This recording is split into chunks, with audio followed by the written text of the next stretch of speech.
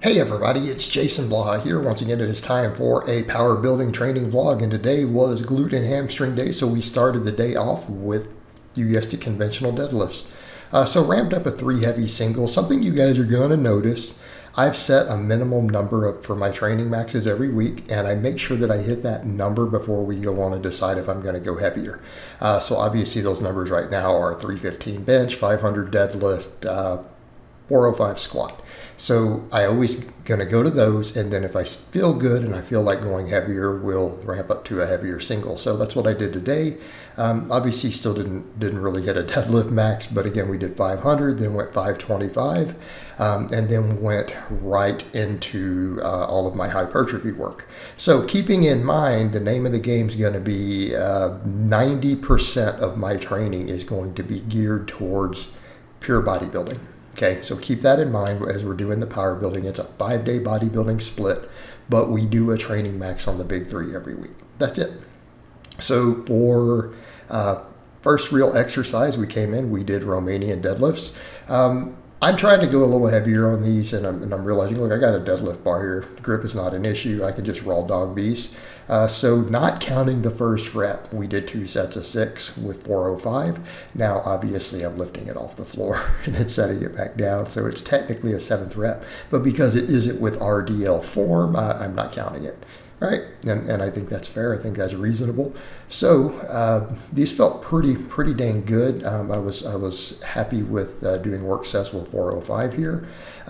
Again, what I'm going to do is obviously it's going to be a hip hinge, and then we're going to have something with knee flexion because I do not have a hamstring curl. I have the glute ham raise, and that's pretty much what we're going to do. Now with these, I'm leaving about a rep or so in the tank. Obviously grip could become an issue here. Maybe I could do more with straps, but it's at a point where I need to make sure my grip stays strong. My posterior chain is not exactly a weak link for me. Okay, you guys can see the hamstrings from the side. Even in my lower body, it's not my weak link. My quads probably are. So did 2 sets of that. So we went to a heavy single, 2 solid sets of that. So then we did 3 sets of glute ham raises with a 10-pound plate. And what's interesting, I pretty much reached failure on the next 2 sets. I didn't quite get to failure on the first set, and I banged out 12 reps. That's funny, you know. And this goes to show how fast for me, once we hit about 4 or 5 work sets of any exercise, if we're going hard, everything dissipates. Like performance starts to degrade. And this is something I've noticed no matter how much volume I do. And this is maybe something I will say I'll put in the nod of the direction of guys like Paul Carter. Okay. They've noted the same sort of stuff. And I mean, I guess we could make the argument of once performance is fading to this degree, we do have to question how many upper threshold muscle fibers are we reaching anymore. Are they being stimulated, or are we just at intermediate fibers? Are we at junk volume? I don't know.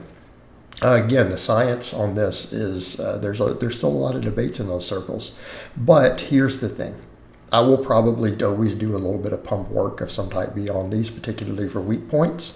But I do think right now, focusing on trying to get around 6 really high quality, high tension sets per muscle group every week, focusing on progressive overload on them, is a good benchmark to aim for. And then fill in with a little extra pump work as you're able to, as it's needed. So more or less what I did here. So I don't know that I would count the singles on the deadlifts. So really what we did was 5 high quality sets for hamstrings and glutes. And then I did 2 really high rep sets of pump work with the reverse hyperextensions. Okay. And those were 50+ reps. So again, what I've done with the reverse hyper, I've dropped it down to a very lightweight, and I'm trying to go as strict as humanly possible, right? That also lets me not have to load it and unload it when I want to do my leg extensions, right? Because I am doing leg extensions on my quad day, my main leg day. So again, the idea here, all this other stuff was pretty heavy, 1 to 12 reps. I mean, really, I only had 1 set go above 10 reps for the other stuff. This is all heavy. So I do want to get some higher rep volume, and I do want to get some blood flow. So again, something like this is really good. And I think on these prehab type movements, this can work very, very well. pretty much just take these to a very high level of fatigue. But again, with the reverse hyper, you guys know how I feel about this. I'm a massive advocate of this device. I feel like it brings so much to the table for low back, pre-ab, low back health. And plus, it's a great glute exercise, but it's also giving me another hip hinge, right? Because really, if we don't count the deadlifts, that's only 2 heavy sets of hinges. Now, all the available data I've seen over the years would definitely suggest that 5 hard sets a week is more than enough to stimulate muscle growth. And again, anyone who's going to claim that isn't capable of doing it, I would say, where's your evidence? We've got tons of studies on advanced lifters over the decades showing good muscle growth on that. Now, does that mean that needs to be what we do? No, more is always potentially. Has the potential for better if we're recovering from it. But we did get 5 quality sets. But we also did training maxes in there, which do elicit a training response. And then I had these 2 high rep sets of really high rep, pretty much pump work and finishing work. So all in all, I'll take it. Good workout. Now, keeping in mind, even though this might be my only real hamstring, we also do have glute work, right? We do have glute work because we have a squat and a leg day on Friday. So there's additional glute work as well. So again, that's where the only real quad work is going to be. And it's the same idea. It's going to be 6 really good sets for quads, not counting the training maxes.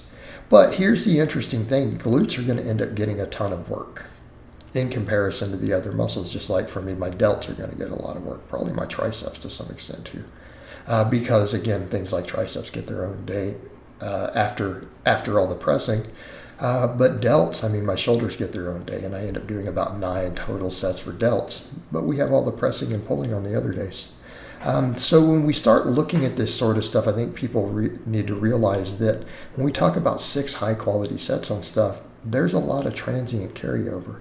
It's like, yes, I do 6 direct exercises for side delts. But are we going to argue all the pressing and pulling doesn't hit that? You know? Same thing for all this, you know, the glutes, all this stuff. It's getting really 12 work sets, not counting maxes, right? That's what it's getting. So we did all this, and then I decided to finish up with 2 sets of hanging leg raises to finish the day up. So again, 2 sets of this, making sure we get some ab work, some extra grip work. And again, you guys know why I do the hanging leg raises. We're going to try to do them at the end of every workout, at least 1 set, depending on how we feel. So again, making sure my abs get worked every day, making sure my grip does get worked every day, and we get a little bit of extra stretch just for the shoulder health. All right, guys, but that's really all I have to say on that today. I hope it's been informative, and I'll talk to you guys and gals next time.